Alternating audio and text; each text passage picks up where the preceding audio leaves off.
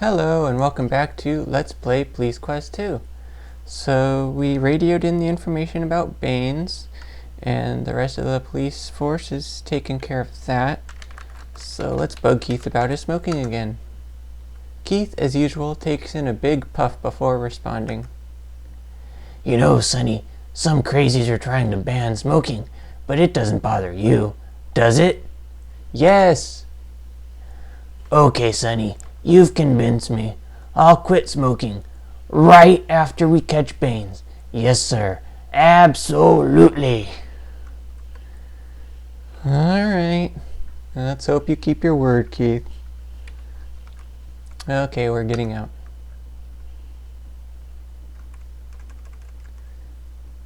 Officer Gillespie says, Don't worry, Sonny. They'll catch that cock of the rocha.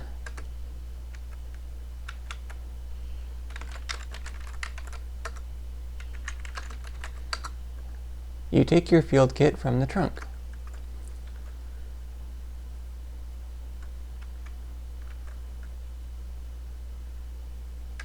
Ooh, trash.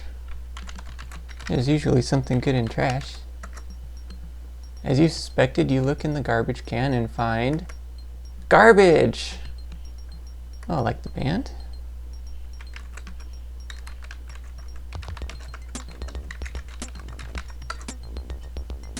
Ah. Bunch of teases these guys are.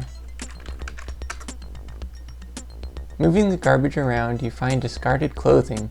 Looking closer, you see what appears to be spots of blood on the clothes.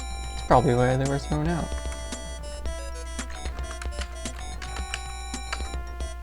You remove a pair of gray pants and a blue shirt from the can and add them to your wardrobe. Sonny does all his shopping at the garbage cans. You think to yourself, man, these look like jail clothes. Wait a minute, here's a cloth name tag sewn onto the shirt. Cool. J. Bains. Hey, I think I might know who these clothes belong to. Here's the blood the jogger told us about. Near the river's edge, you look down and see what appear to be partially coagulated blood and drag marks. You also see footprints in the soft, damp ground. As you inspect the evidence, Keith ambles into view. Keith pipes up, Hey, look at that. I'll bet Baines snuffed that poor jailer and then threw the body into the river. You take care of the evidence and I'll go radio a request for the dive team. I'll also radio a request for more cigarettes. I'm running low. alright. Get to use our field kit a bit. You photograph the crime scene from several different angles. Then you return the camera to the field kit. You use the eyedropper to collect a sample of the coagulated blood and put it into the glass vial. You return the eyedropper to the kit and add the vial of blood to your inventory of evidence. And one more thing we can get. You remove the box of casting powder. You mix the powder to the proper consistency and pour it into the footprint depression. After the liquid dries, you remove the impression of the footprint and add it to the list of evidence. Alright, we're doing pretty well. And hey, there's the dive team. Officer Moore says, Well, here I am, Bonds. What can I do for you? Go diving? Come on, let me... There. Search the river. I think there's a dead body in there somewhere. Well, I don't like diving alone, and I'm the only diver available, Moore says. Say, you wouldn't happen to have a scuba certification card, would you? You say. As a matter of fact, I do. You show your scuba certification card to the diver. Okay, wait here while I change. This is the... Wow, this guy's a quick change artist.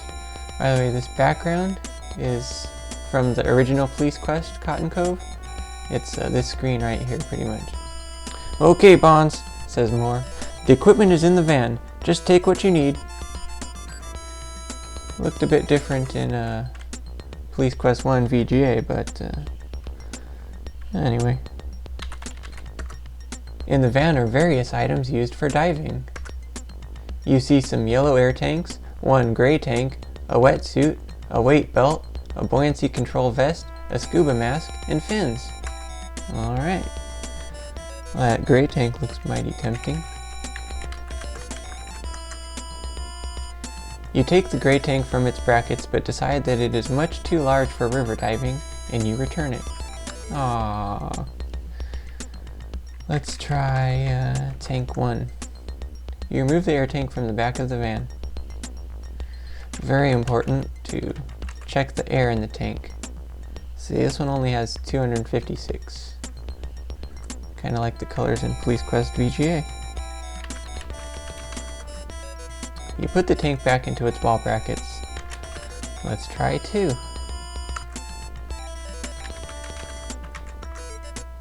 Ah, that's the one. Over 2,000 air. And let's, you take the wetsuit and change into it. You take the diving mask. You take the pair of yellow fins. You take one buoyancy control vest. You take the weight belt. Alright, we don't need 2 sets of fins, so we're done here. Before exiting, you put on some scuba equipment and you leave everything else you have in the van.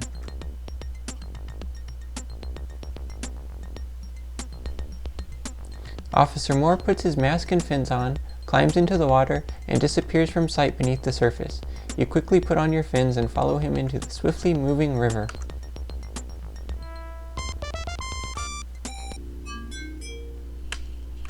Alright, it's good to save our game here. This is a dangerous place, believe it or not.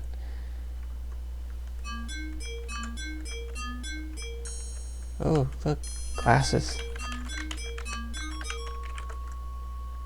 It's a pair of algae-covered underwater goggles lost by a swimmer in the murky past.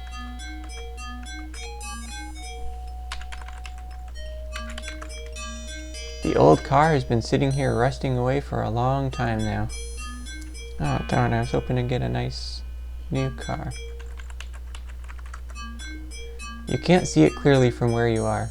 As a matter of fact, you have to be pretty close to see most objects underwater. Alright. There's a bald truck tire nestled deep in the mud next to a 55-gallon oil drum. Alright, well someone's in the way of something right now, so let's go over here.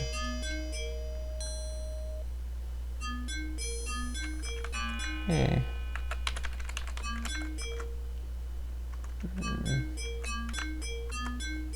You see an old, rusted-out can.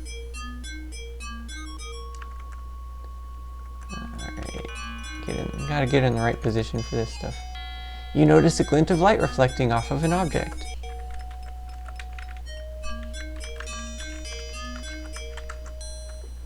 After picking it up, you look at the object, which is sharpened to a point. All of a sudden, in your head, a light comes on.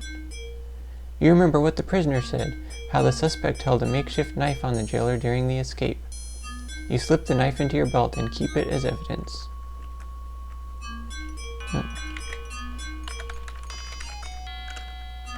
Alright, I'm looking at the bottle. I know it's a bottle. The bottle is just part of the junk. It has no value. This game was before CRV, apparently. Okay, there. I see something gold over here. Look there. You see a flicker of gold from the corner of your eye. Why do you believe it's booty? You are amazed at what you think this object could be.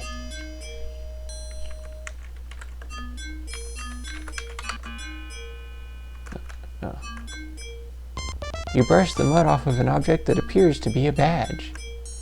You look at the badge and think to yourself, this is like finding a needle in a haystack. Only a lot wetter. Oh, looks like there's something over here, but we'll have to check it out in the next video. Later!